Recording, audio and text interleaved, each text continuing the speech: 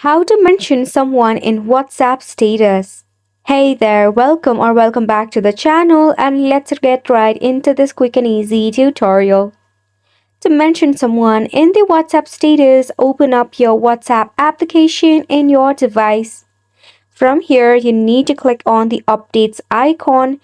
Then at the top, you will see the add status. Tap on it. You can just click a live photo or just add any content from your gallery. Now, once you have captured the content, at the bottom you will see this @ that says mention people in your status. All you have to do is basically click on this @. Then you can just click on the person that you want to give a shout out or mention. Then once you have successfully add the mention, then all you have to do is basically just click on the send icon right over here. Then the status will be uploaded with the mention to the person. Isn't it simple? If you do not have such feature in your WhatsApp, this means your application needs to be up to date.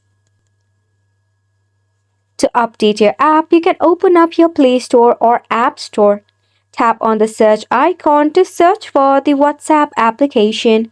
If you see any of the update button, make sure to click on the update button and enjoy the brand new feature.